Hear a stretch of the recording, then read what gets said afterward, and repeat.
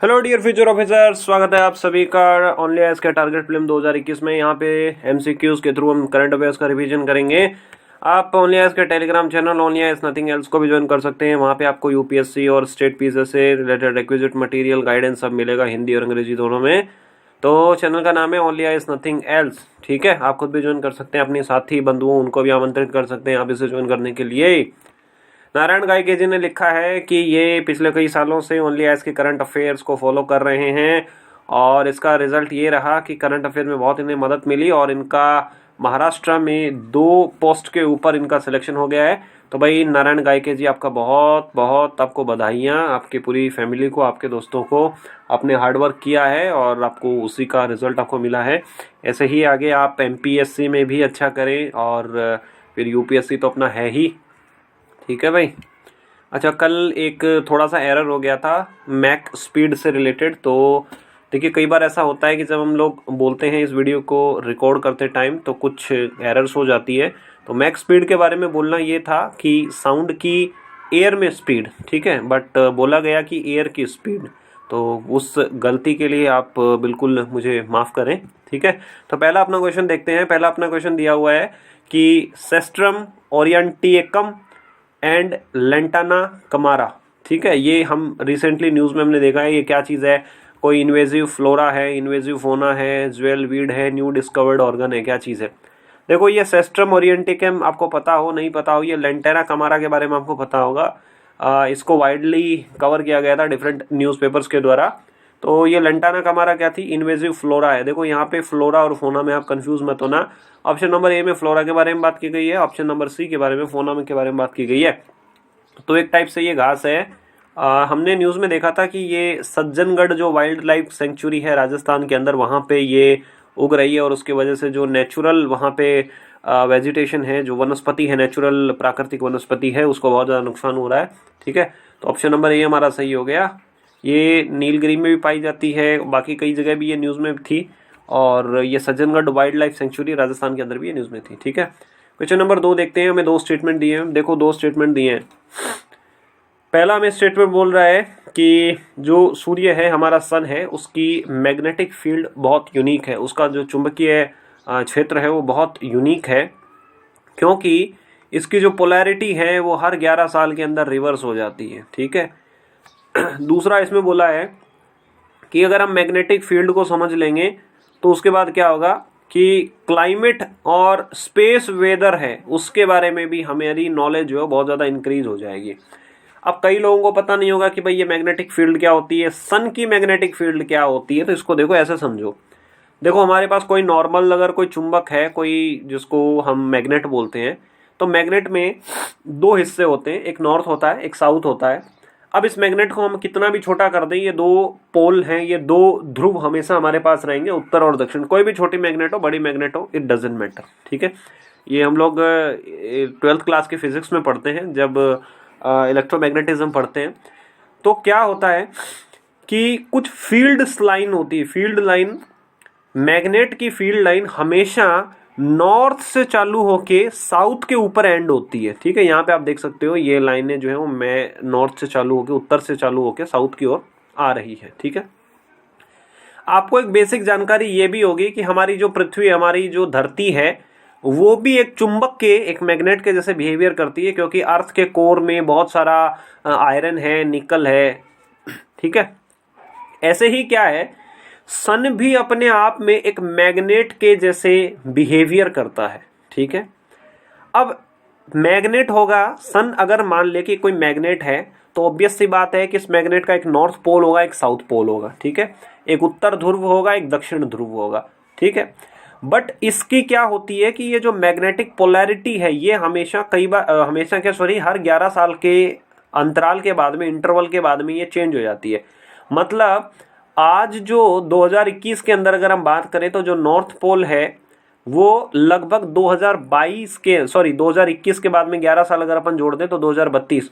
तो 2032 के अंदर क्या होगा, जो नॉर्थ पोल है अभी वो साउथ पोल बन जाएगा, ठीक है। और जो साउथ पोल होगा वो नॉर्थ पोल के जैसे बिहेव करने लग जाएगा। ठीक है, मतलब अभी जो माइनस के जैसे बिहेव कर रहा है वो बाद में प्लस के जैसे बिहेव करने लग जाएगा। ठीक है, ये इसका कहने का मतलब है। अगर इसको नॉर्मल चुंबक के जैसे अगर अपन समझे तो जो नॉर्थ पोल के जैसे बिहेवियर कर रहा है वो साउथ पोल के जैसे बिहेवियर करने लग जाएगा। साउथ पोल क्या करेगा, नॉर्थ पोल के जैसे बिहेवियर करने लग जाएगा। ठीक है, इसको हम बोलते हैं मैग्नेटिक फील्ड का रिवर्सल। ठीक है, तो एक तो क्या हो गया कि लगभग हर 11 साल के बाद में इसके मैग्नेटिक जो पोलैरिटी होती है वो रिवर्स हो जाती है। ठीक है, दूसरा क्या है, अभी साइंटिस्ट लोग जो हैं इसको बहुत ज़्यादा इस चीज़ पे उन्होंने फोकस किया हुआ है कि जैसे ही हम मैग्नेटिक फील्ड के रिवर्सल को मैग्नेटिक फील्ड की जो पोलैरिटी है उसको अगर हम रिवर्सल को अगर समझ लेंगे तो क्लाइमेट चेंज, स्पेस, वेदर, इसके बारे में हमारी जानकारी जो इंक्रीज हो जाएगी। ठीक है, तो ये स्टेटमेंट भी सही हो गया। ऑप्शन नंबर सी हमारा सही है, दोनों सही हैं। और ये मैग्नेटिक फील्ड कैसे चेंज होता है इसको आप यूट्यूब पे ज़रूर समझने की कोशिश करें। ठीक है, जो लोग साइंस बैकग्राउंड से हैं, जिन्हें ऑलरेडी पता है कि मैग्नेट क्या होती है, मैग्नेट के पोल्स वगैरह, तो उनके लिए समझना आसानी रहेगी। बट आप यूट्यूब से इस कंसेप्ट को आप ज़रूर क्लियर कर लीजिएगा, आपके भी ये काम आता रहेगा। ठीक है, क्वेश्चन नंबर 3 दिया हुआ है, इंसॉल्वेंसी एंड बैंक्रप्सी बोर्ड के बारे में दिया हुआ है। पहला स्टूडेंट बोल रहा है कि इसको 2016 के अंदर जो आईबीसी कोड बना था उसके थ्रू इसको एस्टेब्लिश किया गया था। दूसरा बोला है कि ये एक टाइप का यूनिक रेगुलेटर है, ये प्रोफेशनल्स को भी रेगुलेट करता है और जो इंसॉल्वेंसी की जो प्रोसेस है उसको भी रेगुलेट करता है। तीसरा स्टेटमेंट बोल रहा है कि ये रेगुलेटरी ओवरसाइट रखता है इंसॉल्वेंसी प्रोफेशनल के ऊपर और इंफॉर्मेशन यूटिलिटीज के ऊपर। देखो, ये इंसॉल्वेंसी और बैंक्रप्सी जो बोर्ड ऑफ है हमारा इंडिया का, ये 2016 के अंदर जो कोड आया था आईबीसी कोड उसके अंदर बना था। बट ये हमारा सेकंड स्टेटमेंट और थर्ड स्टेटमेंट, इसमें एक चीज दिया हुआ है इंफॉर्मेशन यूटिलिटी। देखो, अब इंफॉर्मेशन यूटिलिटी क्या होती है इसको समझते हैं। कई बार क्या होता है, बैंक के बहुत सारे क्रेडिटर होते हैं, जैसे ए बी सी, मान लो कि 3 बैंक है। ठीक है, और एक क्या है, ये मिस्टर एक्स है। ये मिस्टर एक्स क्या करता है, इस ए से भी लोन ले लेता है, ये मिस्टर एक्स बी से भी लोन ले लेता है, ये सी से भी लोन लेता है। ठीक है, अब क्या होगा कि कोई थर्ड एजेंसी होगी जिसका अपना एक ऑफिस होगा या कोई प्रोफेशनल होगा जो ये चेक करेगा कि भाई ये मिस्टर एक्स है, इसने कहाँ कहाँ से लोन लिया हुआ है। अब मान लो कि ऐसा भी तो हो सकता है कि मिस्टर एक्स जो है वो उसने ए बैंक से 100 करोड़ का लोन लिया बट कभी इसने चुकाया ही नहीं। अब ये जाके बी बैंक से भी 500 करोड़ का लोन ले लेता है, सी बैंक से 1000 करोड़ का लोन ले लेता है, ना ये ए को चुकाता है ना बी को चुकाता है, सबको टोपी पहनाता रहता है ये। ठीक है, तो ऐसे में क्या होगा कि इंफॉर्मेशन यूटिलिटीज जो है वो ये इंफॉर्मेशन कलेक्ट करेंगी कि जो भाई कर्जा लेने वाला है उसकी परफॉर्मेंस कैसी है, उसने कौन कौन से बैंक से कितना पैसा लिया है, ये सारी चीज़ें। ठीक है, किसका चुकाया है, किसका उसने चुकता नहीं किया है, ये सब काफ़ी सारी चीज़ें जो इंफॉर्मेशन यूटिलिटी काम करेगी। अब देखो, इंसॉल्वेंसी क्या होती है। इंसॉल्वेंसी होता है कि भाई कोई आदमी हाथ खड़ा कर दे, दिवालिया बन जाए कि भाई मैंने बहुत कर्जा लिया है, मैं नहीं चुका सकता हूँ। ठीक है, फिर उसके बाद इंसॉल्वेंसी की प्रोसेस चालू होगी कि भाई इंसॉल्वेंसी की प्रोसेस चालू करने के बाद क्या करना है, कंपनी को बेचना है कि कंपनी को रिफॉर्म करना है, क्या करना है। ठीक है, तो ये आईबीसी के अंदर तीनों स्टेटमेंट सही होंगे क्योंकि ये इंसॉल्वेंसी के लिए जो प्रोफेशनल है, देखो अब इंसॉल्वेंसी है तो कुछ प्रोफेशनल्स भी होंगे जिनका ये काम ही होगा कि भाई इंसॉल्वेंसी की जो प्रोसेस है उसको कंप्लीट करवाएं। तो ये ऐसी कोई प्रोफेशनल्स होंगे या इंसॉल्वेंसी की प्रोफेशनल की कोई एजेंसी होगी, उन सबको रजिस्टर करेगी और इंसॉल्वेंसी की जो प्रोसेस है उसको रेगुलेट भी करेगी। ठीक है, और उसके बाद इंफॉर्मेशन यूटिलिटीज़ हैं, इंफॉर्मेशन प्रोफेशनल एंटिटीज़ है, सबको ये रेगुलेट करेगी।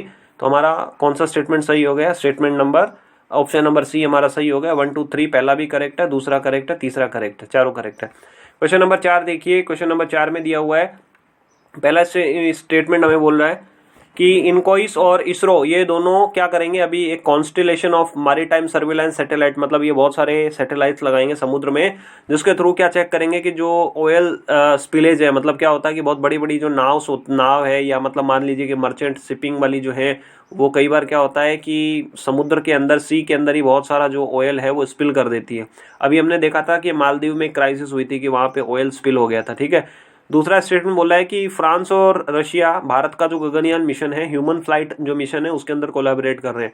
देखो, पहला स्टेटमेंट जो गलत है, इसरो के साथ इनकॉइस नहीं है, ये इनकॉइस हैदराबाद वाली है। ठीक है, इसरो के साथ फ्रांस की एक एजेंसी है वो कोलैबोरेट कर रही है। और इन दोनों का काम क्या है, इन दोनों का काम ये है कि बहुत सारे हम जो है वो सैटेलाइट लगाएंगे। ठीक है, एक कॉन्स्टेलेशन ऑफ मैरीटाइम सैटेलाइट। ठीक है, और समुद्र की हम लोग जो है वो सर्विलांस करेंगे और देखेंगे कि भाई कितना कहीं ऑयल स्पिल तो नहीं हो रहा है, या अगर ऑयल अगर स्पिल किया है तो कौन सी नाव ने किया है, कौन सी मर्चेंट शिप ने किया है, किसने किया है, और उसको हम ट्रैक करेंगे। दूसरा बिल्कुल सही है, फ्रांस जो है वो भारत की मदद कर रहा है गगनयान के अंदर, और रशिया भी जो है भारत की मदद कर रहा है गगनयान मिशन में, क्योंकि अभी आपको पता होगा कि भारत के जो गगनयान मिशन के जो ऊपर जाएंगे वहाँ पे फ्लाइट के अंदर जो जाएंगे वो लोग अभी रशिया के अंदर ट्रेनिंग लेने के लिए गए हुए हैं। ठीक है, तो इस तरीके से फ्रांस और रशिया हमारी दोनों मदद कर रहे हैं, तो हमारे दोनों ही स्टेटमेंट जो है वो करेक्ट है।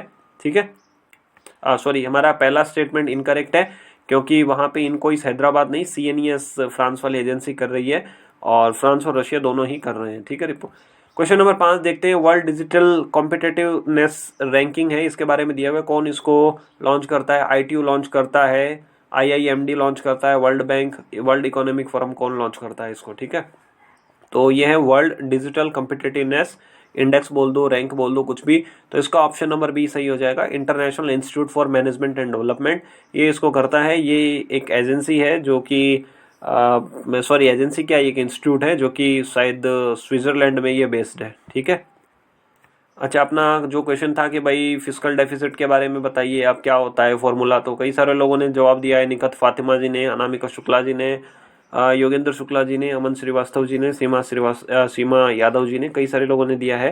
तो ठीक है भाई, बहुत अच्छा बात है, आपने जवाब दिया है, इससे बाकी लोगों को भी इंस्पिरेशन मिलती है और मुझे भी देखने को मिलता है कि भाई आपसे लोगों से सीखने को मिलता है। ठीक है, तो आज आपको ये बताना है कि poverty and shared prosperity report है, इस रिपोर्ट को कौन पब्लिश करता है? आप कमेंट करके ज़रूर बताइएगा। और आज आपकी परफॉर्मेंस कैसी रही, कितने आपने स्किप किए, कितनी आपकी सिली मिस्टेक्स हुई, कैसे कितने क्वेश्चन थे जिसमें आपको नो आइडिया था। इस वीडियो को आप लाइक भी कर सकते हैं, और आप अपने साथी जो कि UPSC सिविल सर्विसेज की तैयारी कर रहे हैं उन तक भी आप इस वीडियो को पहुंचा सकते हैं। वीडियो से जुड़ी हुई कोई अगर आपको बात है तो आप कमेंट करके ज़रूर बताइए। ओनली ऐसे जुड़े रहने के लिए आप सभी लोगों का बहुत बहुत धन्यवाद।